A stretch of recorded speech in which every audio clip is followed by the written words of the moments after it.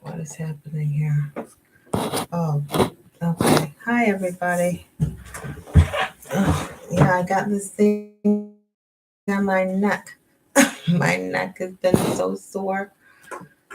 My assistant gave me this, and it's little cat paws. I'm not too fond of cats, so I turned it this way when I was at my mom's today, and she was like, it reminds her of cats crawling on her neck. And I was like, listen, my neck is so sore from reading. And yeah, I just had to come on there with this because I'm not going to suffer. I love y'all, but I'm not going to suffer up here trying to read this stuff. And my neck is killing me. Okay, so that's that. I have my water. If this is your first time, my name is Shena Major, and I'm a life coach, and I help people heal from relationships that have been just unhealthy. We're not doing that anymore. We are going to love ourselves on this channel, and we're going to do what honors God, right? We're going to do what honors the Lord, and we're going to start recognizing what we feel and honoring ourselves by moving away from situations or people that are uncomfortable for us. We don't have to suffer on purpose. We really don't. So we've been reading on the lives. One Day My Soul Just Opened Up by Iyanla Vanzant, and it's been truly wonderful. We are on phase 6 tonight, and this phase is talking about honoring life. And I had my little notebook with all, and I don't know where it went, with all the words for this section. So the first one's going to be balance, and I won't flip through the pages, but it's going to be a good segment. And I hope that you continue to tune in. If this is your first time, I'm so glad you're here. I really am. I don't take it for granted. Everybody's lives are busy, so I'm thankful when you watch a video. I really am. So with that being said, let's get started. I'm going to go ahead and read this. Now, tonight, like I said, is phase 6, so there's no journal prompts and there's no affirmations on this section. She's just explaining it, and it's not a very long reading tonight either, but it's still good. So I want you to tune in and listen up, okay? So here we go. Phase 6. Just as the spider unfolds its web from within its own being, we must unfold divine wisdom, divine joy, and the divine potential of God from within ourselves. The moment we stop trying to make God come to us, we will realize that God is already here. He's already here. And that was written by Joel Goldsmith, in a parentheses, in eternity. So let's keep going. Honor life. I have often been ashamed of myself and my life. I have done some things that I considered inexcusable and unforgivable. Yeah, I can relate to that. I have many times, in many ways, put myself in jeopardy. I have been defiant, and at times I thought I had been defeated. I finally realized nothing I had done had anything to do with life. It was all a big misunderstanding. I did not understand what life was really about. I did not understand my role in life. I did not know how to honor myself, and I did not know it was necessary to honor life. I was confused and clueless until the day I asked to die. I got down on my knees and prayed to God to take my life. I had already failed at 2 assassins attempts, so I wasn't going that route again.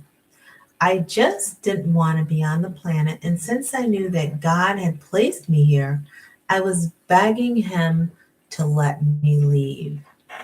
And I just want to stop there. If anybody under the sound of my voice is feeling that way at this very moment, there's those 411 numbers or 211, those lifeline numbers that you can call and seek professional help.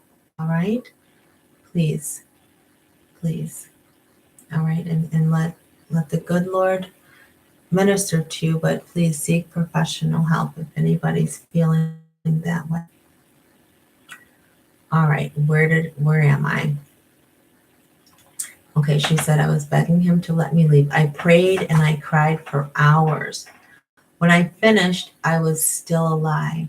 A few days later, I was watching an evangelist on television.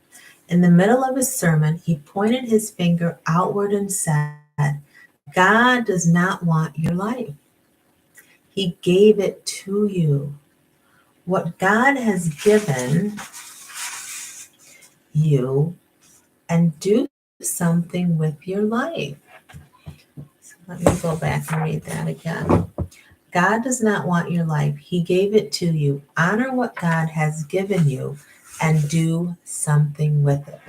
Honor what God has given you and do something with it. That is really good.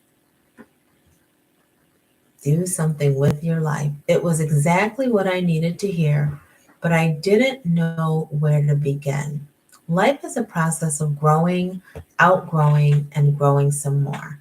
There was a time when I thought life was hard work.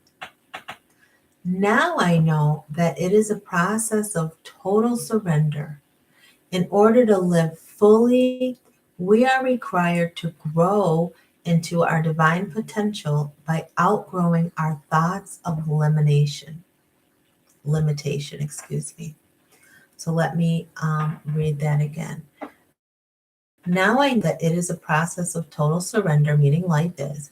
In order to live fully, we are required to grow into our divine potential by outgrowing our thoughts of limitation. Each experience we live through and grow through is a vitally important aspect of spiritual growth. These steps ultimately enable us to outgrow those things we believed to be right, wrong, bad, good, necessary, and unnecessary. The only way we can grow into our divine identity is to live through and outgrow the limitations we place on ourselves. That's good. Are you placing limitations on yourself? It feels like work. It looks like work. It is, however, a divinely guided growth process. Oh, that is so good. It's so good. To do this life, we've got to grow. We've got to want to grow up. My goodness. Hi, Q Scott. We have to want to grow up. We're talking about honoring life here, and Miss Van Zant's really, really not disappointing. She never does. The ancient mystery schools taught that if you find a don't understand it, how can you define life? What adjectives, verbs, flowering descriptions could you offer to provide an adequate description for the divine process of growing and outgrowing? What would you say if a Martian were standing before you today asking, what is this thing called life? How would you describe it? How could you give this alien being a full understanding of the essence of life? I would not know where to begin. I did not know what words I would use. I would be dumbfounded just as I am most of the time about the miraculous process called life.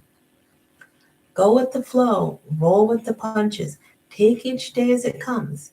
If you're still alive, it means you do not know the whole story. Each of us must wait until the final outcome. To honor life, we must be willing to grow through what we don't know yet and outgrow what we know no longer fits us. Now that's really good. We've gotta learn to outgrow what no longer fits us and stop trying to hold on to things that aren't working. My God. To honor life, must be willing to give in to the process moment by moment, realizing a new plot may be unfolding, A new character may be about to take the stage.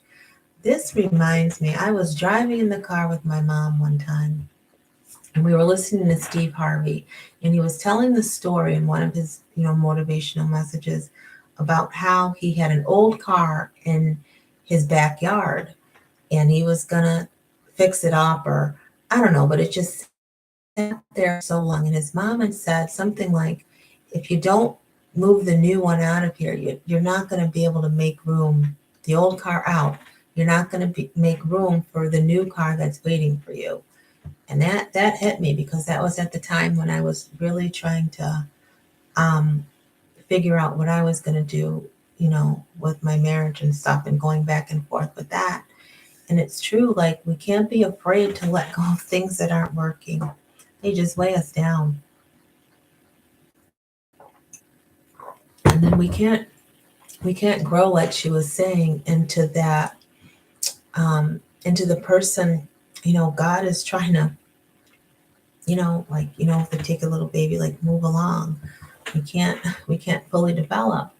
Right. Okay. She said, right. My grandma used to tell us that. Yeah.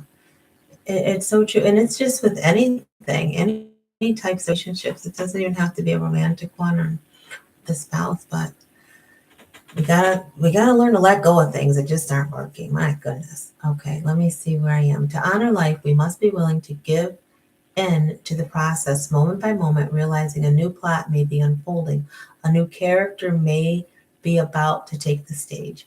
In honoring life, we must give credit to the divine director, producer, and creator of this live production by acknowledging and accepting that he knows the final outcome and the role we must play. And that goes back to that surrender she was talking about. We have to, without a shadow of a doubt, believe that God fully is in control of our life, and not try to take over what he's already set in motion by bringing us here, in this century, in this time frame. It's really real. Um, the divine will help us develop our character. The divine will unveil the twisting, turning plot of the story and make sure that we are not upstaged. The divine will honor us by protecting us as we grow. And that, I like that. He'll protect us as we grow, because it's scary making a change. It's scary saying, I've been in this situation so long, this relationship so long, like, I know nothing else. And saying I'm going to leave, not knowing what is going to be on the other side, is frightening. I know for me, I was terrified. How was I going to live? Literally, like, how was I going to make just the day-to-day decisions? And I remember a big thing for me, and I think I said it before, was I would have to drive myself everywhere, because I got so accustomed and conditioned to just hopping in the passenger seat, and my ex-husband drove everywhere. It was great. And just little things like that I was frightened of. I was frightened of how I was going to get my kids to their activities with just me. Like, I was going to be so exhausted. Like, how was I going to do this? How was I going to do that? And when we do that, it keeps us from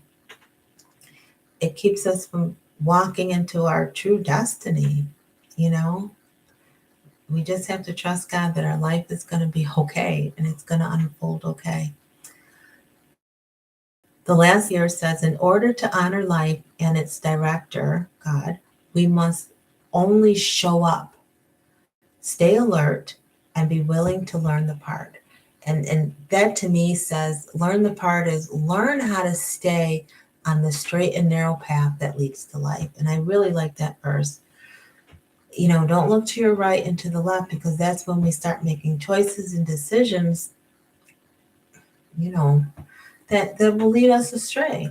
But if we just show up in life without complaining, without whining, without blaming people, stay alert, be aware of your surroundings, be aware of who's around you, who's coming in and out, and then just be willing to learn the part. And how do we do that? By staying on the narrow path so he can guide us and direct us.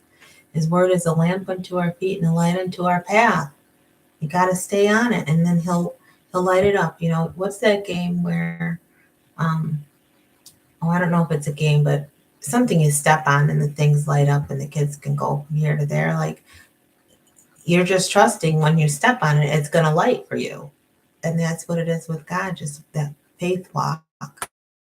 Direct us, He's going to show us. So that concludes the reading for tonight, because remember, we're starting phase 6, so she's setting the tone for us as far as how to honor our life. And then the words coming up in this section are balance. I got to do this again because I wrote them down. Balance, expansion, gratitude, balance, expansion, gratitude, order, and yeah, those are the words: balance, gratitude, expansion, and order. So if those words, spark some excitement in you, come on back and listen and see what Miss Van Zandt has for us. I know what you mean. They have something similar in game rooms. Yeah, you step on the thing and it lights up, but you'll never know if it's really going to light up unless you step on it. So we got to just walk this life out and just do our very best. Do the best you can. And the more we heal and the more we grow, we get wiser, we get a little more encouraged and a little more strength to do the next thing, and God will do it all. We just have to surrender, like she said, throw your hands up and just say, Lord, take over. He's such a good God. He's so good. He's so faithful. And He loves us so much. He loved me enough for me to put this thing on and to get blessed by this. I was cleaning out helping my mom clean out her apartment for moving. And I had this, but she needed it. And then she was getting ready to toss it. I said, oh, no. And it's really helping my neck, because since I've been reading the Read With Me, my neck is so sore. So, yeah, I have no shame. I'm coming on here with this thing. Listen, it feels better. So that's what it is. I stay in tune with the Spirit. We have to. We're spirit beings. There's no other way. There's no other way. We have to, walk in spirit and in truth and be in touch with our God who lives on the inside of us, right? And that's what I always say. True healing begins with self-love. Why? Because God is love and He lives on the inside of us. So with that, we should never again be in any situation or relationship that's unhealthy, because we love ourselves, because God's inside of us. He doesn't want any of that nonsense going on anymore. Nope, not anymore. So keep staying in tune with the Spirit. Q Scott, thanks for popping in tonight. It was a short night. And I'll be back here tomorrow talking about balance and how we can honor our life by having balance. So that's going to be a good one. I can use that one. All right. Thank you. And I will see you tomorrow. Lord willing. All right. Good night, everybody. I'm saying everybody. There's one person here, but I know, I often believe that God is going to bring on this channel, on this night, about honoring life, whoever is it. And that could be tomorrow. That could be 2 years from now. That could be 5. But I'm trusting and believing. I really am. Okay, great. Good night. All right. I'll see you tomorrow. Bye.